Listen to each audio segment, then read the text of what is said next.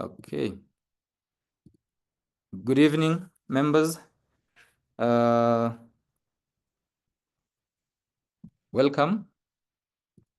to this evening's webinar. My name is Dr. Rajab Saddam. I'm a consultant in psychiatry working at the Kenyatta National Hospital, and I sit in here today as the CME coordinator for Kenya Psychiatric Association.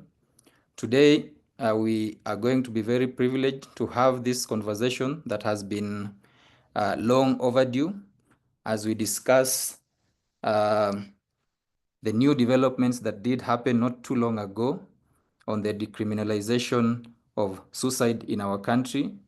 The process is still ongoing, but up to where we are, it is important that then we bring ourselves up to speed. Our topic, for those who managed to look at the flyer, is the decriminalization of suicide. The journey has been that of legal reforms, and we are looking at how then do we progress from here, and how do we help our patients and the masses to prevent this ordeal in the community. I do have a very able panel today. I'm privileged to moderate on this panel.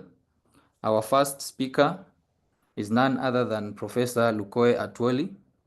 Professor Atwoli is a leading psychiatrist, currently serving as the Dean of the Aga Khan University Medical College in East Africa, also the Deputy Director of the Brain and Mind Institute at the Aga Khan University, and a practicing psychiatrist at the university's hospital in Nairobi. He has an extensive academic background, including a PhD from the University of Cape Town, focusing on trauma and post-traumatic stress disorder in South Africa. As a member of the World Mental Health Survey Consortium, Prof. Atwoli is widely published with research interest in trauma, post-traumatic stress, genetics of mental disorders, children and youth mental health, as well as HIV-related mental health. Prof. Atwoli holds key leadership roles, including President of the African College of Neuropsychopharmacology, Secretary General of the African Association of Psychiatrists, Chairperson of the Board of the Mathari National Teaching and Referral Hospital in Kenya, and co-chair of the Board on Global Health of the U.S. National Academic of Sciences, Engineering, and Medicine. As a strong mental health advocate, he has influenced policies both in Kenya and internationally, earning him honors such as the International Fellow of the American Psychiatric Association, the Moran of the Order of the Burning Spear, and election to the U.S. National Academy of Medicine. I think I'll introduce each panelist as they're about to do a small presentation. So allow us to start with Prof. Atwoli as he takes us through the background of how did we even get here, the journey towards decriminalization of suicide in Kenya. Prof, the floor is yours. Thank you very much, Rajab, and thank you everyone for making time to have this conversation. My intention is to recap a little bit on the background, where we started, where we are, and a little bit about the context, and then my colleagues will pick up from there. So I think even today, Kenya is among 25 countries that have legislation expressly criminalizing attempted suicide.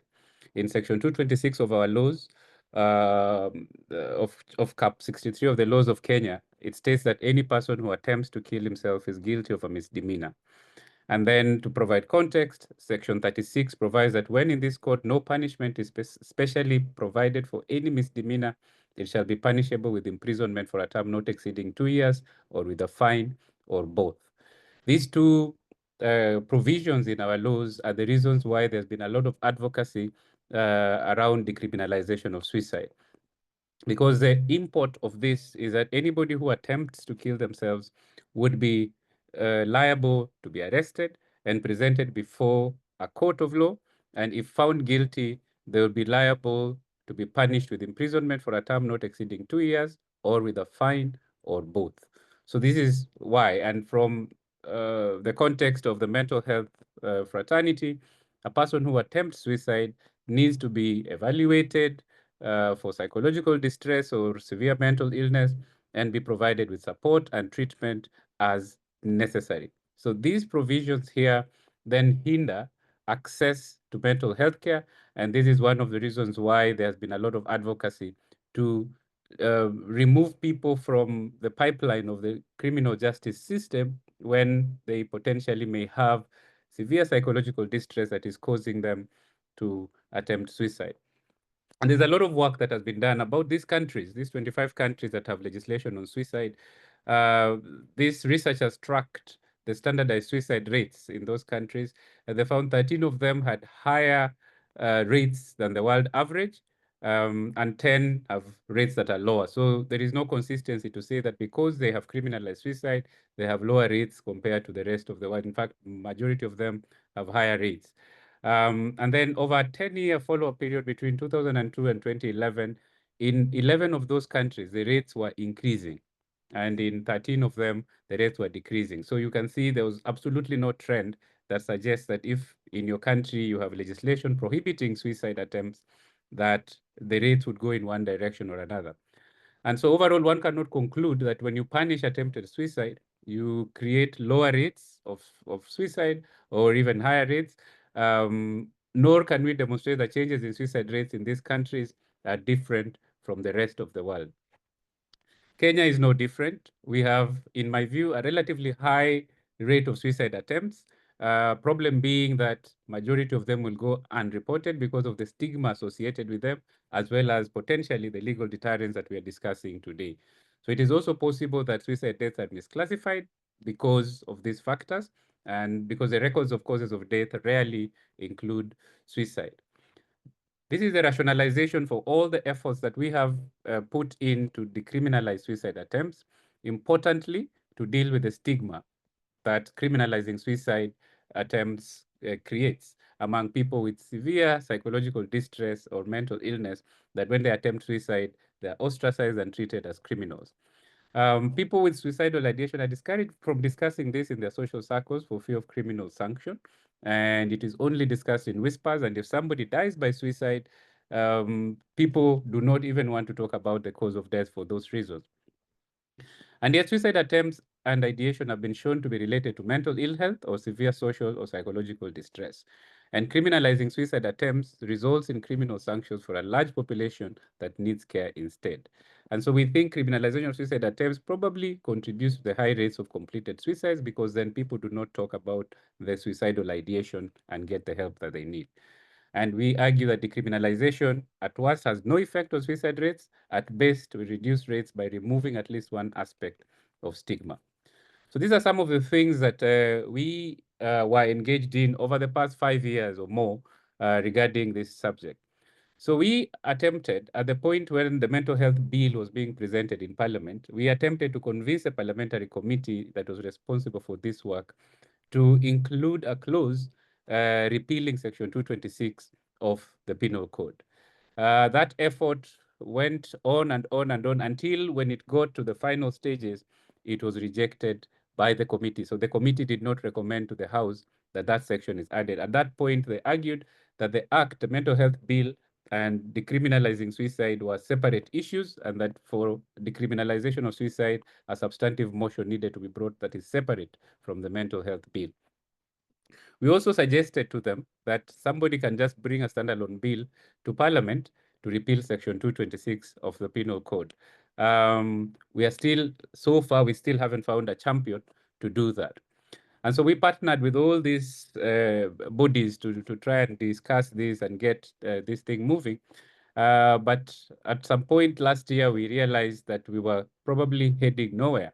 And so we decided to file a petition in the National Assembly, which is allowed in our constitution. And the petition was presented to the whole House and was then submitted to the Committee on Public Petitions. Towards the end of last year, the committee actually sat and considered the petition and invited me to make a presentation, which I did. And they were meant to table the report within 90 days to the National Assembly. Unfortunately, when they resumed this year, there are changes that are being made to the composition of the committees, which have further delayed the action on petitions by these committees. And so we're expecting there will be a new committee on public petitions, and the Secretariat have assured me that they will place this bill and the preceding discussions before this new committee and get commitment that this petition will then be presented to the National Assembly. The anticipated outcome of this would be that if it is supported by the National Assembly, it will result in the promulgation of a bill to repeal Section 226 of the Penal Code and related provisions in the law. That is the pathway that this is going. As far as litigation is concerned, there was a partnership between the Kenya Psychiatric Association, the National Commission on Human Rights, the Brain and Mind Institute, media, and persons with lived experience to bring this matter to court so that courts can also have a say as to the constitutionality of this provision. So finding people proved a challenge. Finding people who were prosecuted for suicide attempts proved a challenge because the people we found were not willing to go through with this long litigation process as happens in Kenya. And finally, we found a petitioner whom all of you are aware of, the late Charity Muturi, who agreed to participate as a person with lived experience in that petition. It went to court, challenging the constitutionality of Section 226, and we had less support than we expected, but we got support from the judiciary, the police, and the law society. So earlier this year, around January, the second week of January, the court ruled that criminalization of suicide attempts was unconstitutional for contravening 3 provisions in the Constitution. 1, which is freedom from discrimination, and 2, which is the right to be treated with dignity, and 3, the right to health. They found that this provision contravened these 3 articles of the Constitution and therefore declared it to be unconstitutional. They did not make any further orders as to what happens to that section anyway. And so what this means is that nobody can be successfully prosecuted for attempting suicide. However, it doesn't stop people from being arrested and taken through the legal justice system until a judicial officer says there's a precedent that this is unconstitutional, which makes it even more essential now to discuss scrapping Section 226 of the Penal Code so that that option does not exist anymore and people who attempt suicide get to engage in the health system rather than the legal justice system. There will be questions about whether we are calling for decriminalization or legalization. Decriminalization means remove it from the legal justice system so that people who have problems get into the appropriate channel of care.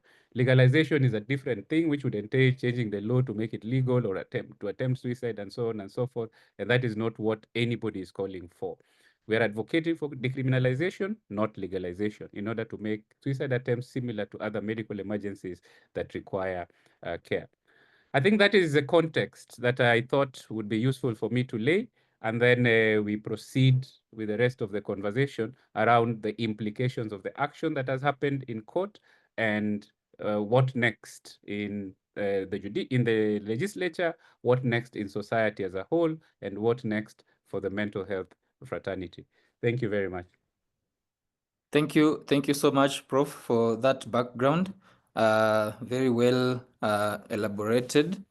As we ponder on that, I would like to invite our second panelist, Dr. Lynette Ongeri, to also lay for us the background on her side, coming from the research aspect of this. Dr. Lynette Ongeri is a consultant psychiatrist and a mental health researcher at the Center for Clinical Research at KEMRI, where she leads the mental health department. With an extensive research portfolio, Dr. Ongeri's work spans various mental health domains, with a particular focus on implementation research aimed at integrating mental health services into primary care settings. Her PhD research concentrated on suicide epidemiology in low and middle-income countries, a field she remains deeply committed to. Currently, she leads several projects centered on suicide prevention, reflecting her passion and dedication to addressing this critical issue.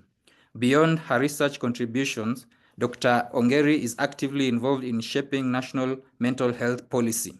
She served as a member of the Presidential Task Force on Mental Health and participates in multiple technical working groups at the Ministry of Health. Notably, she has played a pivotal role in the Ministry of Health Suicide Prevention Technical Working Group, which developed and launched Kenya's National Suicide Prevention Strategy, now in the implementation phase.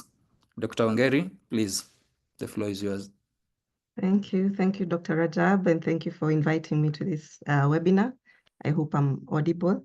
And so as we, start to see the light at the end of the tunnel, based on what Prof. Atoli has mentioned, the journey that we've gone through, I think it's also important for us to think about post-decriminalization.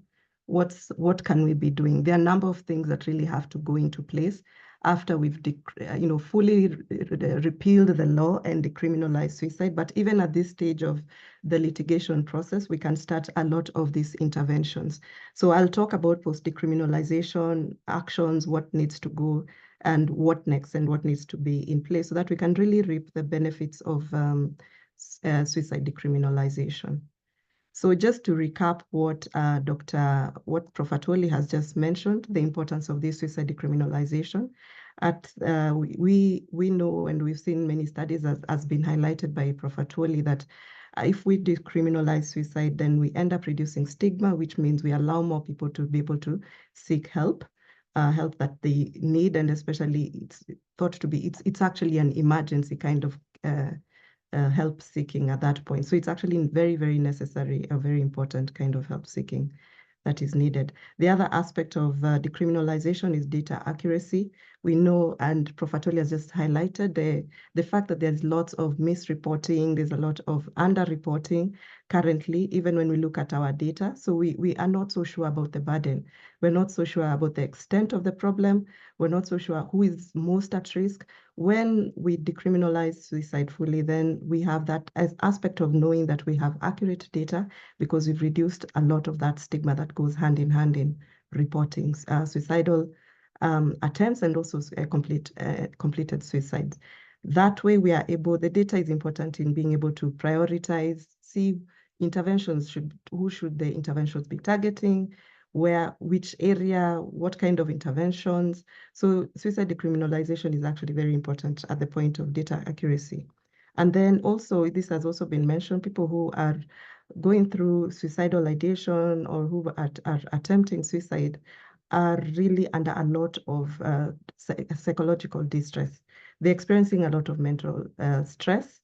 Probably they're facing some kind of trauma, and they feel like the only way to deal with that is to end their life. And we, as a society, we really are obligated to look at this as a public health issue and not a criminal issue. The last aspect is that avoiding adverse mental health consequences.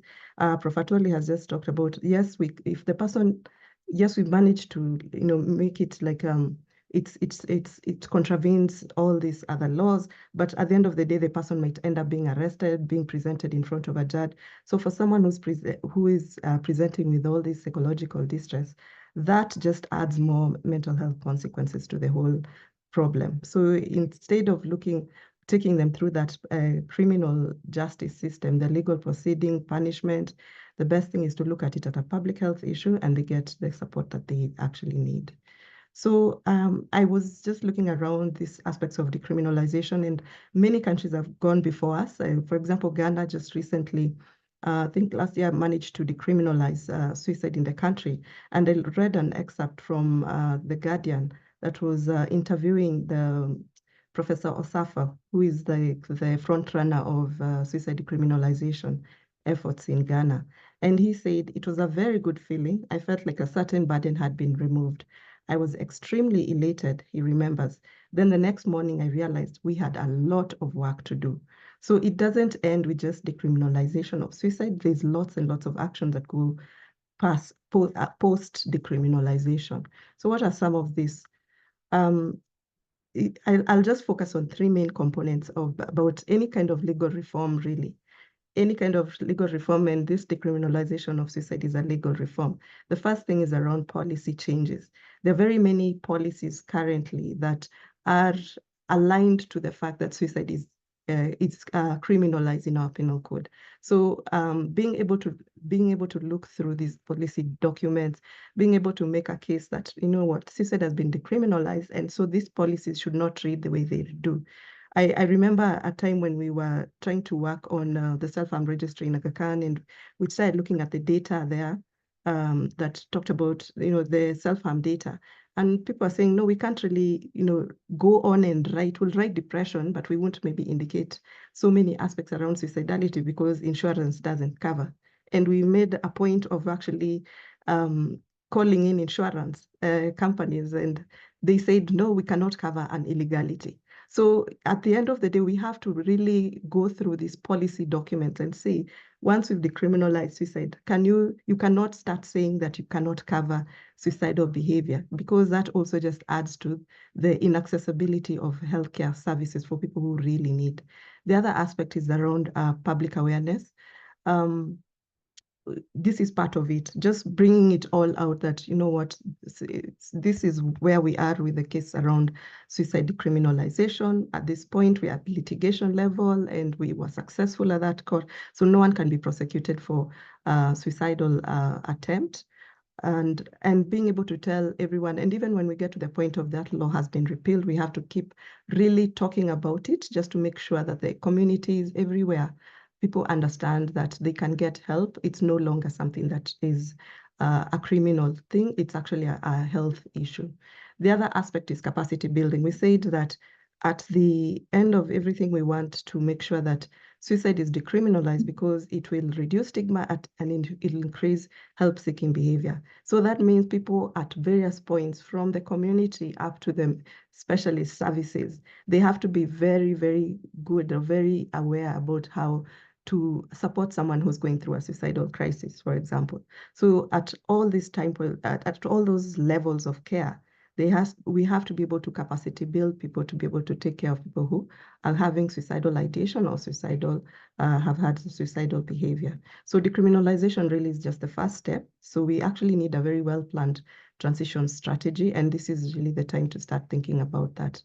I just to illustrate what I'm saying, with this case of India, where they managed to make suicidal attempts, that the law around suicidal attempt more redundant, because they brought up a law within their Mental Health Care Act, where they said, notwithstanding anything contained in the Indian Penal Code, any person who attempts to commit suicide shall be presumed, unless proved otherwise, to have severe stress and shall not be tried and punished. So this is contained in a Mental Health Care Act. The problem with that is that now the other law that was really the penal code that still holds, the section 309 that still holds that suicide attempts are criminalized, has not really been changed. So the good thing is that this aspect says that someone should get help, but the problem is many people may not know that actually the laws have changed, because this law is buried within other legalities. So what has been happening, they reported that there was a lot of police still arresting people and taking them to court. And then even if the charges are dropped at that point, they missed out on that opportunity to actually get immediate care. So that's something to think about. And the aspects of increasing awareness, the aspect of capacity building, including the police, and the aspects of also making sure that all policies read the same way and they align to decriminalizing suicide.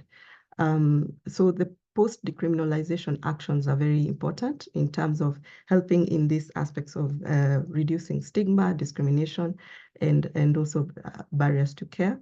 And we really need that kind of structured approach to be able to address this. In terms of, we could think of it like more like a program, putting in an awareness and training program. And the first aspects of it is really training first responders. First responders may vary from place to place, but police is a really big stakeholder here when it comes to first responders, emergency healthcare workers, peer supporters, faith leaders, and mental health professionals as well. So we need to be able to give them skills at their level and for what is relevant for them to be able to actually provide the care that is needed at that stage. Then the other thing is the content of it, of that response, but also the how to, being able to provide that kind of support, but in a very empathetic way, with dignity, not coercively. That is also important. So it shouldn't be someone is forced to do something, because that's kind of making it, again, very stigmatizing. So we have to be very careful that the skills we provide to these first responders are non-coercive. They manage to provide the intervention in a non-coercive and with a lot of dignity. And also setting up the referral pathways. Most people say they don't know where to refer, they don't know who will deal with this. So very clear referral pathways is important so that people get the care that they need. So we have a very many number of stakeholders, government and policymakers, play a really huge role in the coordination of all this work, from sourcing the funds, from integrating mental health services in these very many spaces, and also ensuring these legal frameworks. Because as I mentioned, there are certain policy documents that may still be aligning with the old, with the law on decriminalization. So we have to push to change those policy documents. The part for the police and law enforcement, and that also has to change. Police have to be trained on, especially on de-escalation, and that is non-coercive, but very empathetic kind of de-escalation, learning how to support people. This is a case in Singapore, where police officers were actually trained how to support someone who's at that particular point attempting suicide, made such a huge difference. They said the money to prevent, I think, up to 1,800 suicide deaths in just 1 year. So it can be extremely, powerful when you target specific stakeholders. Emergency health providers also providing care in compassionate, trauma-informed ways, mental health professionals, peer supporters, especially people with lived experience, because they have a voice, they have a story to tell, and they can connect a lot more with people. So that peer supporters and crisis volunteers can also be trained in supporting persons, as well as religious and community leaders, especially in matters to do with awareness and reducing stigma. Religious leaders have so much influence. Religious leaders and other community leaders have so much influence. So being able to train them on what has changed, how do they talk about suicide, how do they, end up reducing stigma, how do they encourage conversations around suicide prevention. Those are extremely important, and also the referral pathways to care are extremely important. Then so just as a summary, the focus can be phased around awareness and capacity building, around strengthening crisis response, so stock around helplines. Whenever we put in aspects of helplines, it's good to have mobile crisis teams on the ground. So if someone is calling, you know where exactly they can get help, or you can call someone to go to that particular individual. But helplines are really important as well. Then there's also the long-term changes, systemic changes, whereby we have more funding going into care spaces, into mental health care services. That in the long run is important because of the very close link between suicidality and mental health conditions. So in conclusion, decriminalization, again, is just the beginning. We really need a very strong transition plan, and this is really the time to start. And then in terms of action steps, just committing to training those first responders, as well as mental health professionals on what exactly they should be doing. Building a very robust referral system is very important, so that people can be connected to care as immediately as possible. And then there's the engaging communities in suicide awareness, in destigmatization, just talking about the fact that suicide has been decriminalized in Kenya, to increase more conversations around it. And if someone needs help, they can go and seek help without fear of any repercussion. Then advocate for government funding for mental health services. And lastly, monitor. Any kind of interventions have to be monitored. It can be in a research setting so that we see, was this effective? Was that strategy effective? Was it acceptable? How sustainable? How do we make it more sustainable? So having both mixed method design studies can really help in ensuring that whatever interventions we're putting in place are impactful and make a difference. I'll stop there. Thank you very much. Thank you, Dr. Lynette Ongeri, for that background on the research aspect and what we can do in the public sector for this agenda. Now, with this background from Prof. Atwoli and Dr. Lynette, We would like to now go into the panel discussion, and in this we include another member of the panel, our very own president of the Kenya Psychiatric Association, Dr. Mercy Karanja, who also is the director of the Division of Mental Health at the Ministry of Health. Dr. Mercy Karanja is a consultant psychiatrist and presently holds the position of Director for Mental Health at the Ministry of Health in Kenya. She is also the president of the Kenya Psychiatric Association, as well as a board member at NACADA, where she represents the Kenya Medical Practitioners and Dentists Council. With over 15 years of progressive experience in mental health, Dr. Karanja has applied her expertise in various roles, including clinical practice, policy making, technical advisor, and training in the field of psychiatry. Dr. Karanja is committed to ensuring accessible and equitable mental health services for all through comprehensive mental health reforms and evidence-based policies. Her career vision includes fostering multisectorial collaborations, enhancing mental health literacy, and integrating mental health services into primary healthcare system to create a holistic and sustainable approach to mental health care in Kenya and beyond. Welcome, Dr. Karanja. Since you're the one who hasn't said a thing as you say hello to our audience, the first question will be to you. And this will be in the matters of public health and policy and prevention. How does the decriminalization of suicide impact help-seeking behavior? And is it a very big deterrent to seeking help for mental health for those who struggle with mental illness? Karibu sana, Dr. Karanja. Yeah. Thank you, Dr. Rajab. And thank you, Prof. and Dr. Lynette for that wonderful presentation.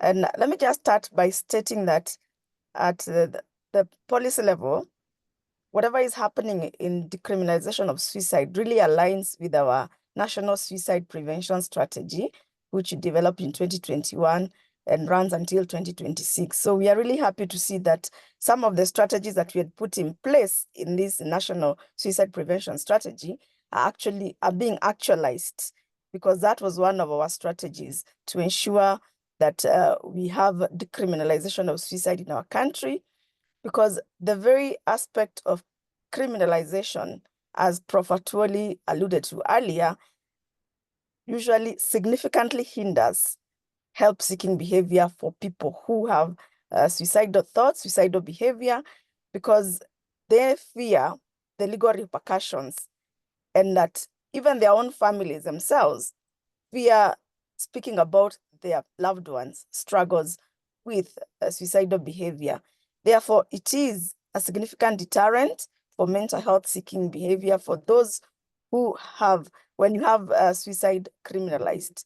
And this fear now makes the problem to be hidden.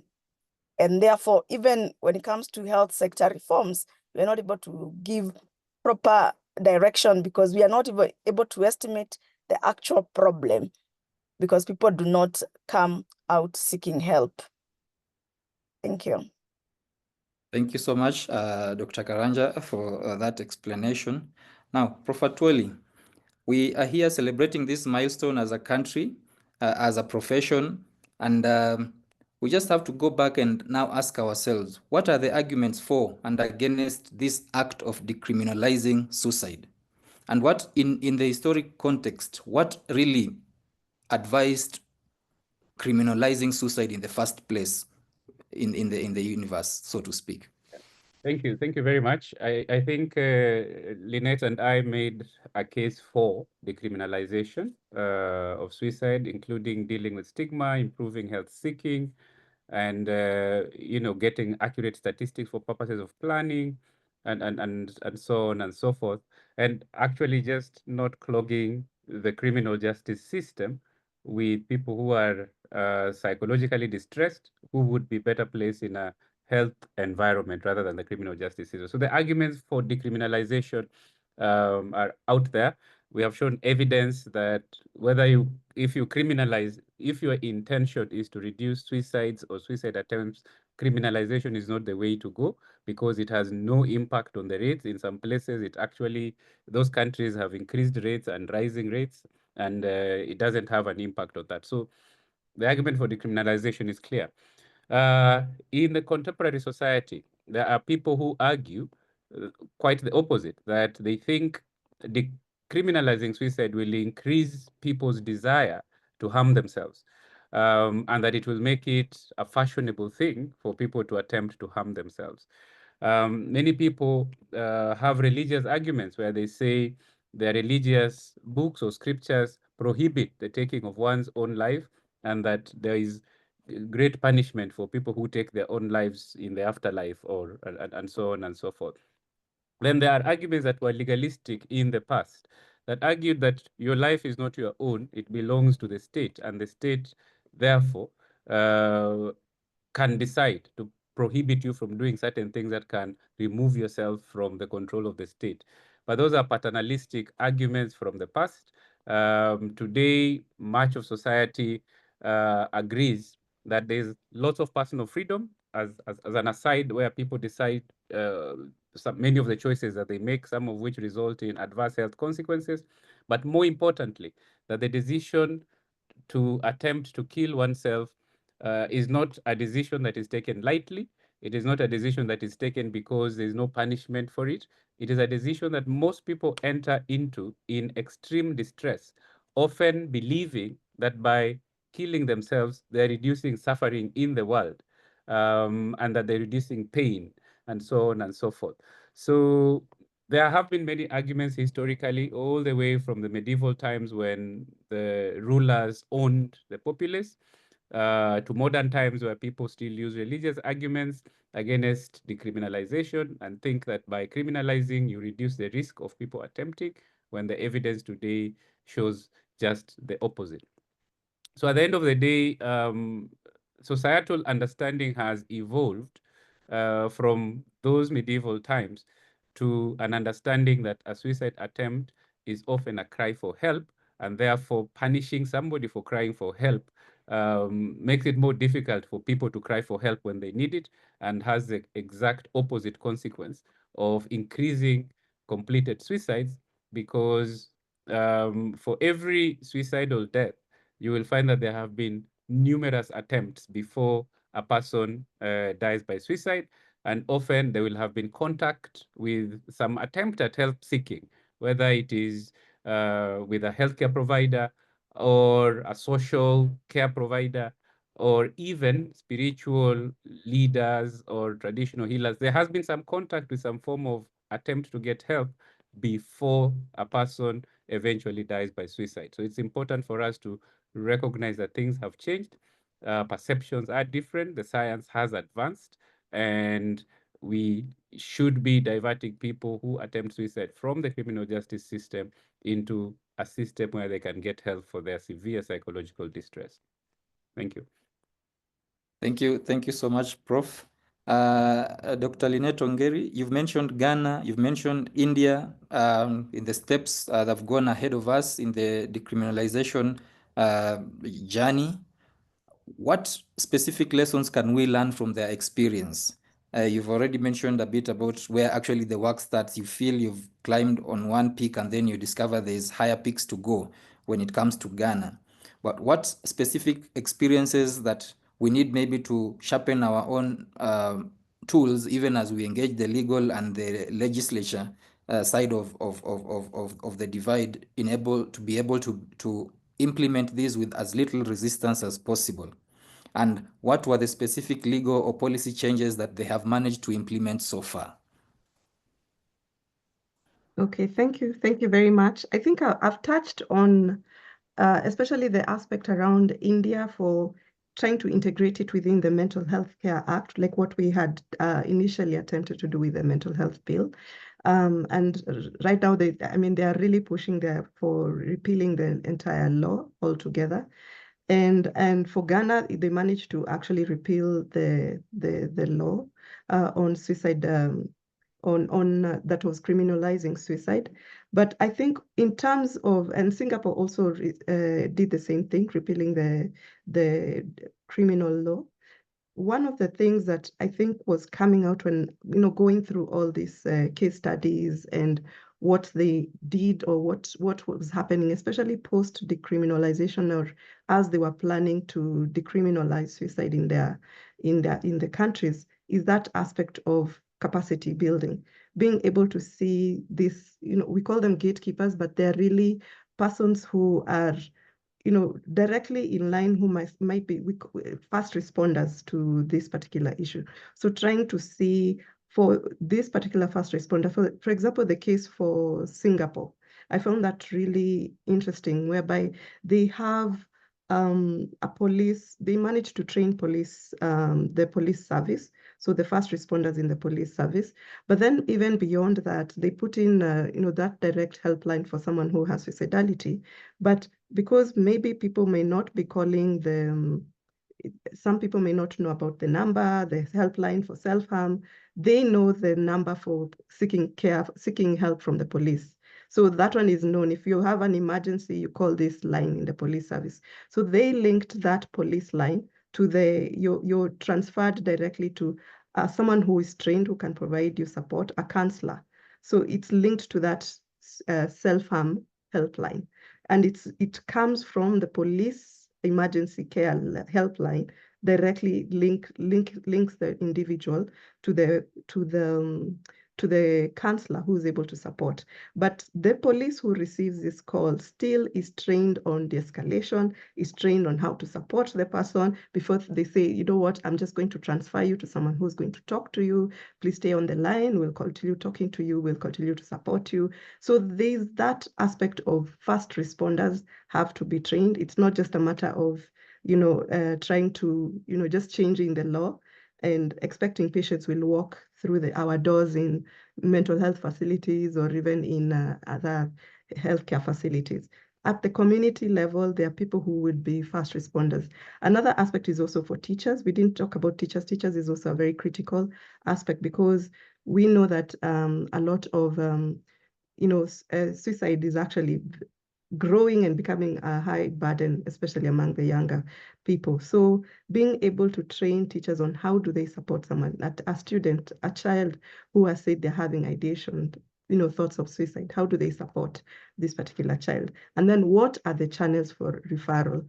Most people who are not, specialists, they want to know, so where do I refer? And will this person actually get help? So, and then the frontline healthcare worker, do they really know strategies of crisis support, suicide crisis support?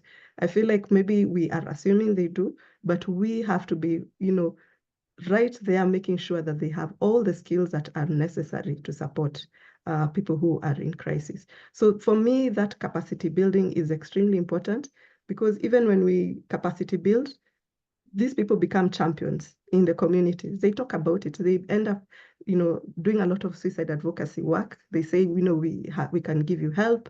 Someone tells a friend that even this person, I was in this kind of problem, but I was helped. So being able to just ensure that there's help out there will increase that whole public awareness as we know it. Thank you. Thank you, Dr. Ngeri, for that. Dr. Karanja, at the ministry, we have said that there is a suicide prevention policy in place. Maybe what we would like to find out is, what are the strategies that have been laid down in this suicide prevention policy, and how can they be really implemented on a large scale to benefit then the Kenyan masses? Yes, thank you. The Kenya National Suicide Prevention Strategy has the overall aim is to reduce suicide by death by at least 10% by the year 2026. But would be happy even if it's more than 10%. But we are being optimistic, and saying 10% by 2026. And we have 5 key strategies that are in the thank you for projecting that. We have 5 key strategies. The first one is establishment and operationalization of a suicide prevention program, both at national level and county level. And this entails that we have people who have been tasked. And this is a multi-sectoral approach.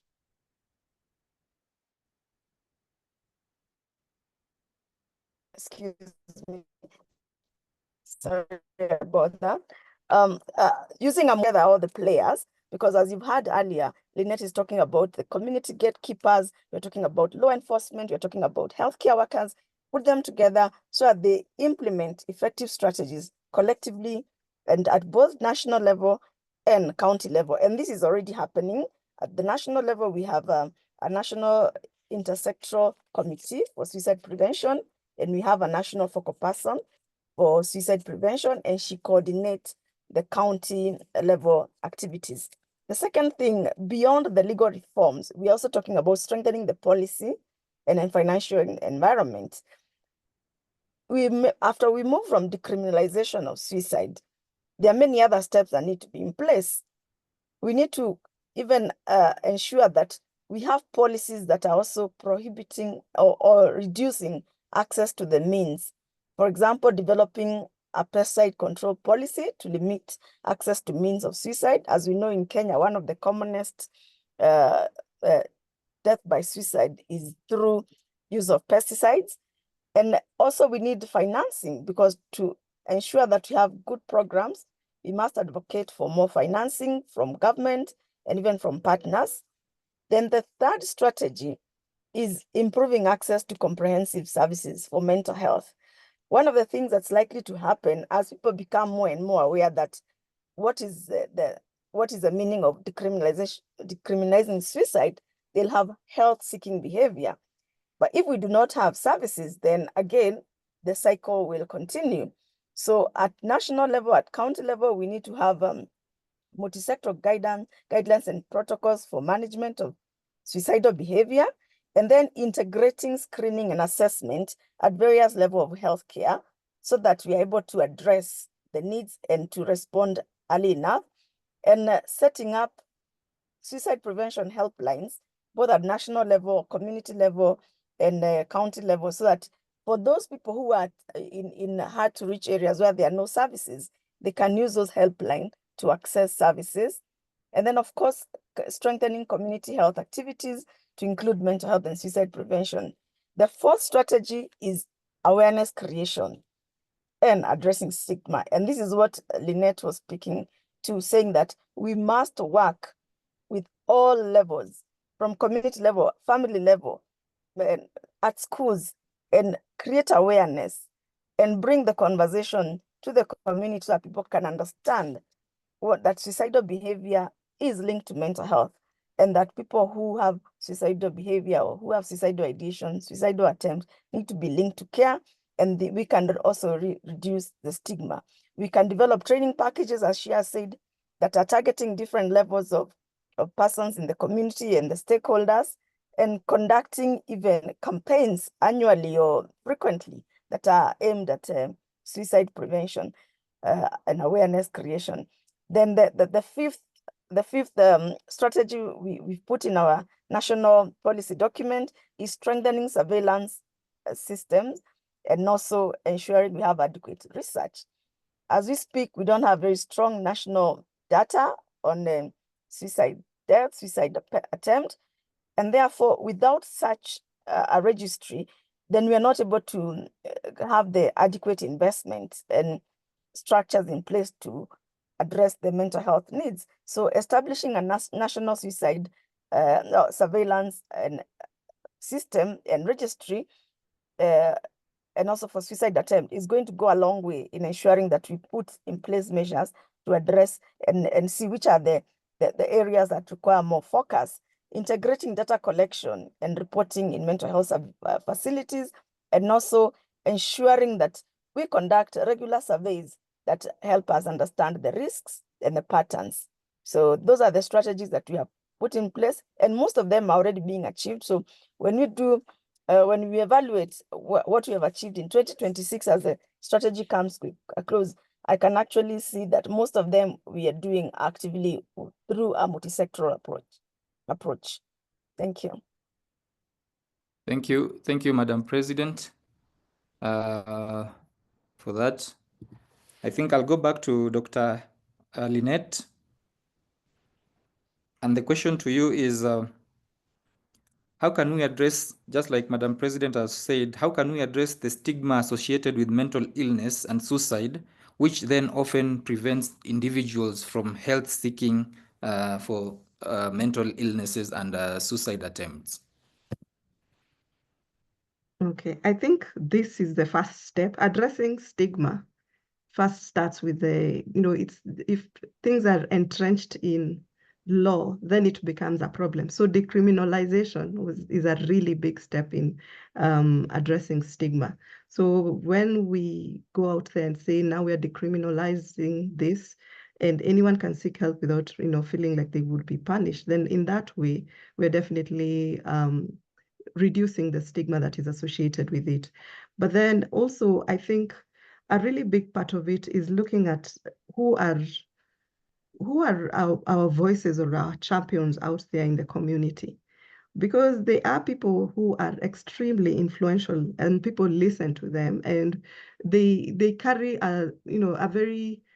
they carry a lot of influence in our communities. So we can be able, if these people are able to have a lot of suicide advocacy, yeah. So we talk to them, but they go into the communities and they're able to raise the issue that no, I don't think someone should hide away from actually seeking help. There's help. You can get any kind of care. We know that this is linked to mental distress. Someone who's going through ideation, it's not anything to do with maybe cases, or it's not anything to do with some spiritual thing. This is something that is linked to health, someone's health and well-being, and someone can actually get help from it. So for me, I feel that that aspect of reducing stigma is also picking or leaning towards the right people who are able to be a great influence in the community to speak about it. So yes, we've decriminalized suicide. At that point, can we talk to let's say religious leaders? Because I think faith leaders have a really huge role to play, because sometimes it's not just the law, but also maybe the cultural or the religious beliefs that make people also shy away from seeking help. So being able to have a religious leader say, come out and say, you know what, this is something that people go through. It's a health issue. If you need, please come and talk. And when they can go and talk, you can also come and you can get care. These are part of the places these are some of the places you can get referred for care. So I think that really sends a strong voice. And right now we are also in the day and age of lots of social media and influence. So even going into those spaces, especially if we want to target the younger population, being able to normalize talking about this, of course, in a way that is not going to be triggering, but in a way whereby we say, if you're going through something like this, please seek help at this place. You can get support at this other place. That way, we are, shining a light on this aspect instead of, keeping it all in the dark. People are able to have a conversation because they know this is where I can get help. I can get help here and here. The other big aspects around reducing stigma, the suicide stigma, is the media. So also targeting the media in terms of media training, ensuring that they know the do's and don'ts when it comes to reporting on matters suicide. And every media story really should be, anchored with a link as to where can someone get help. Because that link, there are many people who are reading the story that maybe someone died of suicide, but then at the end of it, they are saying, actually, if you're going through something similar like this, please seek help here, please seek help there. So there are certain media strategies that are important that when it comes to reporting suicide cases, but even providing that link as to where can someone seek help, where can someone get help within the context of whatever is being reported is extremely important. It helps to normalize that help-seeking behavior. I hope I've answered your question. You mentioned something about reducing stigma, right? Yes, you have very much so, including another question that I'd hoped Prof would answer, but now I'll find another one for him. As he answers this, and then maybe he can also give us his last remarks after answering this. In the age of AI and technology and where we are headed, how can we leverage this artificial intelligence, telemedicine, in order to support the communities and prevent suicide as a resource? You're muted, Prof. Thank you very much for this question. So this is a question around technology and how we can leverage that in suicide prevention and supporting communities. And there are two parts of it. The first part, as I see it, is the use of artificial intelligence. And artificial intelligence comes in handy in a multiplicity of ways. The first of which is using data that is readily available to predict people who are at risk of suicide attempts. So using the data that is routinely collected either in the clinical setting or in other settings, there are methods by which we can start identifying people who are at risk and providing interventions early. Secondly, AI can also be useful in once somebody comes in with self-harm behavior, for instance, in predicting what kind of care they will benefit from. There are people who will benefit from medication. There are people who will benefit from counseling. There are people who will benefit from other social interventions or psychological interventions. And AI can be helpful, and machine learning in predicting which category somebody falls in when they come in and what kind of intervention they should be given. Additionally, AI, we have already seen AI being used in mapping green spaces in cities where people can go and relax and have a good environment. We have seen it mapping all sorts of things based on data that is collected, climate data, and so on and so forth. And in much the same way, it can help to map out areas that are high risk for suicide, so that then interventions can be built into those areas. For instance, whether it's buildings, whether it's bridges, whether it is roads, and so on and so forth. So this can map out those areas based on data from other places where people attempt suicide in specific places a lot more than in other places, and so on. And finally, AI can help us in interventions, in treatment itself, using large language models, which can develop chatbots. And these chatbots can be almost a first line of intervention for people who are seeking help. And chatbots have been shown that if properly programmed and trained on good quality data, they can be even as empathetic and sometimes more empathetic in their responses to people who reach out seeking help. So chatbots can be a first line of defense. Once they're deployed and they're accessible, anybody with a smartphone can reach them. They can be text-based so that it is easy to engage them using text without, very high-level technology. And that can be helpful in providing information to people who are seeking help, but also in having helpful conversations that can result in de-escalation. So that's the first part. The second part is about technology as an enabler of access to care, including telemedicine and so on and so forth. And yes, for people who are in places where they have difficulty accessing mental health care, a phone call with an expert, a video conference with an expert, a conversation with an expert at a distance can be also an important anchor that helps to de-escalate and provide pointers to care and provide some advice on self-care and initiate access to care at that point. So I think technology is an integral part of today's world. Technology, a lot of the technology is very well suited for providing support for people with mental or psychological distress as the entry portal into a more elaborate care system should this person need that kind of care. So I think we should think about using technology in that manner. But as we do, then we must be mindful of the risks as well. The risks include risks of misinformation. Even when you're using AI, sometimes it confabulates, it creates stories that are not accurate. And so somebody has to be available to keep fact checking what kinds of responses it produces and correcting where there are errors. And in much the same way, there are many providers using telemedicine or teleconsultations who it's impossible to certify in the traditional sense whether they are qualified to provide those services. And so sometimes they end up providing services that are potentially harmful to people who need help. So we have to be mindful of those risks and put in place regulations and systems for checking and systems for correcting when errors are emerging in order to reduce the risk of further harming somebody who is already in a place of distress.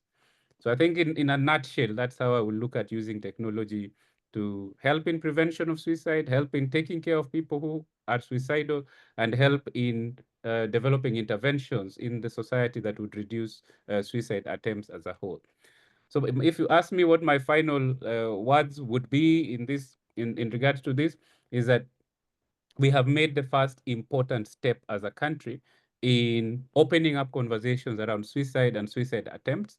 We have made the first attempt in making it clear that when somebody is suicidal, the best venue for care will be in a healthcare setting and not in a criminal justice system. Importantly, we must acknowledge that, as my colleague Lynette said, this is just the beginning, and we have to go on with the post-decriminalization interventions that she mentioned.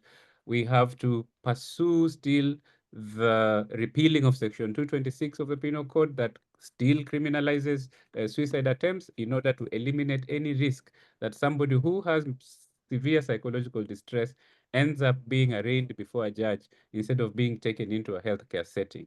The risk is still there, and it is our responsibility to continue advocating for repeal of that section of the law, for changes in other policies that stigmatize mental illness, for availability of care services, and for more investment in mental health research as well as in mental health care. Thank you very much. Thank you, Prof, for that tackling of the technology and AI and your parting shots, very well elaborated. Dr. Lynette, briefly, and then your parting shot. What are the research gaps and how can we improve data collection around suicide and so that we can be able to better inform decisions for the future? And then your parting shot, please. Okay, thank you. Thank you for that question. I think when it comes to research, already we are doing a lot of work around suicide research, but really we have lots and lots of room to grow. One of the things that we are currently missing, and it's not just in Kenya, but maybe even in, let's say, low and middle income countries, is research that is more cohort-based, so longitudinal kinds of research, whereby we follow individuals or we follow populations and look at what are some of the risk factors, what are some of the protective factors in this particular population when it comes to suicide risk or protective factors for suicide. So longitudinal cohorts are really not have not been prioritized, and that's something that we really should be thinking about when it comes to research. The other aspect is, based on what Prof. Atwoli was talking about, harnessing technology and AI, also trying to look at research, looking at this, what is the role of these digital tools, how effective are they, which population do they work for, which population do they maybe not work for, how can we even improve whatever digital platform that we're talking about. So trying to understand a lot more on the role of these digital tools, and also understanding a little bit more on the telemental health care as well, in terms of effectiveness as a suicide prevention intervention for our population. It's really important. The other aspect is research around community-based interventions. We maybe various CSOs will do a lot of interventions in the community, but just testing and seeing, are these effective? Are they working? How do they work? And also, how do we sustain this kind of intervention, doing implementation research to look at sustainability elements of this particular kind of interventions. The other aspect is also especially targeting vulnerable populations. I think the fact that we had this law in place of this criminal nature of suicide attempts, it's been very difficult to look at also vulnerable populations, especially the young population who are actually most affected by suicide currently.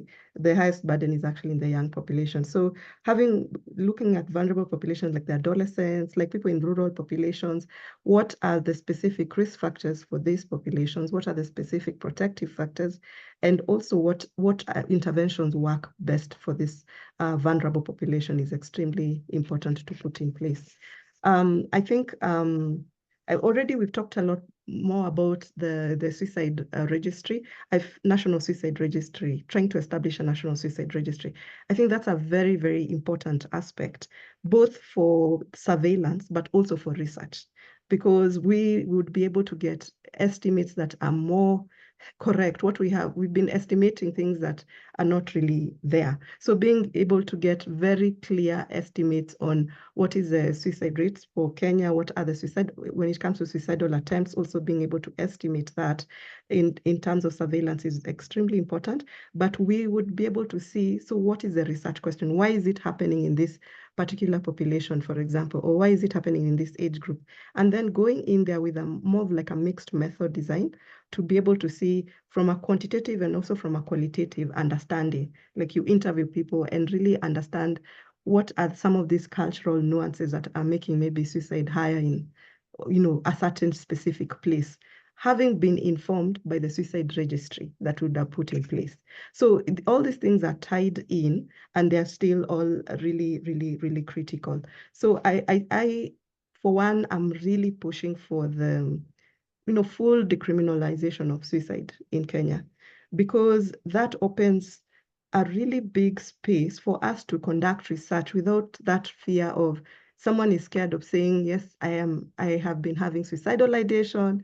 Yes, I've been attempting suicide. So if you give, like now, even when we put in an intervention and we want to target people who've attempted suicide, it's not that easy to get people to come in for that particular intervention for research, because the laws are there and they're extremely prohibitive and they're scared of being prosecuted.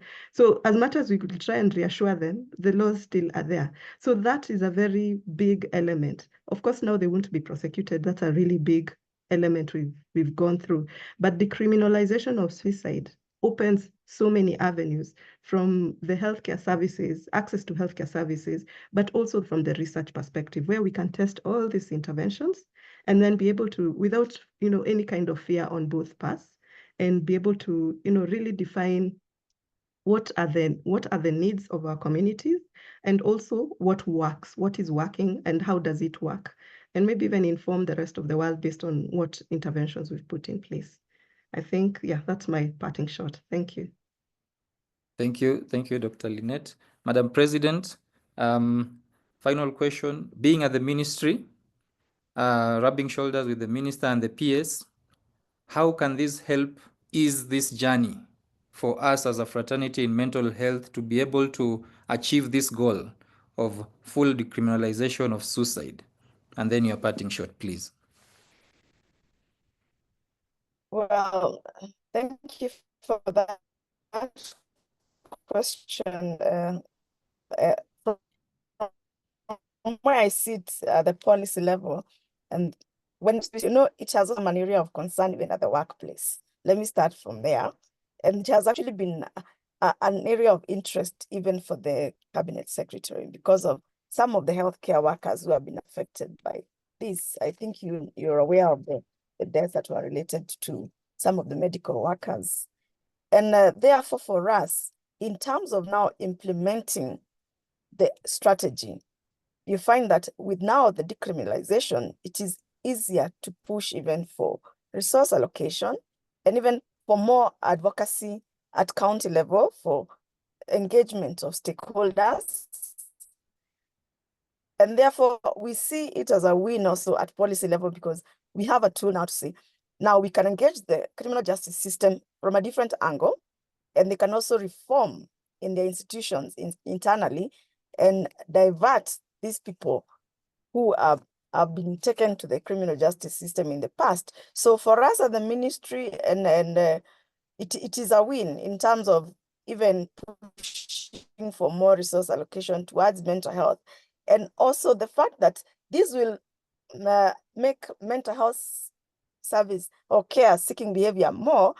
There is need for investment in community-based intervention, integration of mental health services in primary health care, which is something we have been pushing.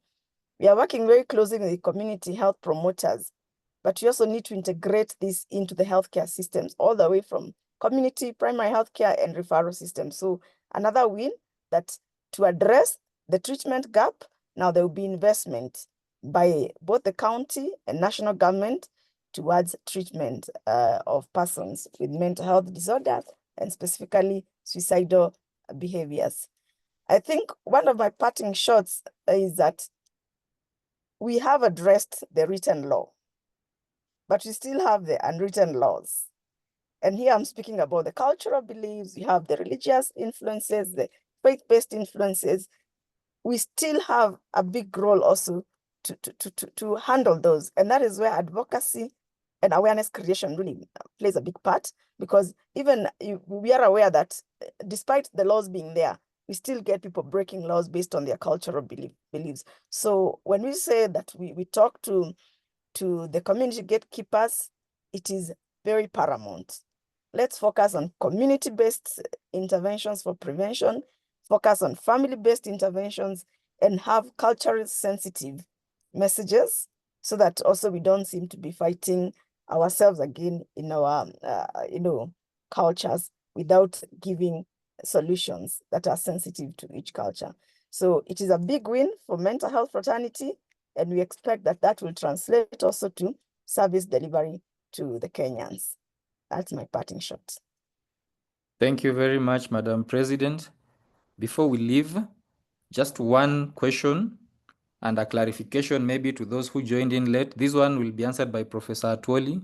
An anonymous attendee says, I'm confused. Is suicide not yet decriminalized? Thank you very much. I think, what has happened now is that the courts have ruled that having a law such as Section 226 of the Penal Code that says that attempting suicide is a misdemeanor punishable by up to 2 years in jail or a fine or both, that law is unconstitutional. It's unconstitutional because it contravenes 3 articles of the Constitution, the first one of which is the right to be treated with dignity, the second one is the right to health, and the third one is freedom from discrimination. That criminalizing suicide attempts contravenes those provisions of the Constitution. So what that means is that if a person is presented before a court of law charged with attempting suicide, the court can dismiss that charge as being defective in the sense that a ruling has already been made that it is unconstitutional. However, that doesn't stop law enforcers from arresting a person who has attempted suicide, keeping them in the cells while waiting arraignment in court, and navigating them through the criminal justice system for long periods of time and at great expense, when in that period of time they ought to have been in the healthcare system getting help. The only way to prevent this from happening is to completely strike that law from the statute books by repealing Section 226, which then will deprive anyone of the right to arrest you because of an attempted suicide and to present you in court. There will be no law that supports that particular action. At this point, the law still seems to suggest that attempting suicide is still a misdemeanor until you go to court and the courts rule that there's a precedent that says that that is unconstitutional. So it is part of the continuing efforts at full decriminalization, which means removing it from the statute books and allowing people who have great psychological distress to access healthcare services that they need instead of living in fear of interacting with the criminal justice system. Thank you. Thank you so much, Professor Atwoli.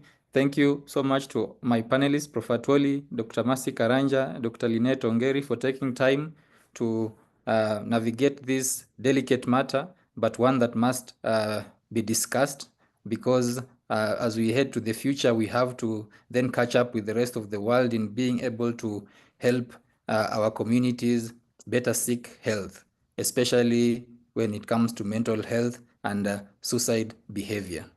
It has been a privilege to have you on board. As Kenya Psychiatric Association, we are indebted. In the background, a lot has gone into this, and it has been an honor to work with you, even behind the curtains, to see this possible. To our attendees, it has been a privilege to have you on board. We hope that this has been beneficial and it has been worth your while. And even as you do go on with the night and as you go on to your places of work, please, having been here, we are counting on you to be ambassadors of this conversation wherever you are. Tell someone who will tell someone who will tell someone, and that is how then Rome is built. To the members of Kenya Psychiatric Association, a polite reminder about Friday. Let's still meet for a symposium as we talk about mentorship and unveil a few things about the conference to come later in the year. We hope to see you then. It has been a privilege, and we wish you all a lovely evening. God bless. Thank you. Bye-bye. Bye.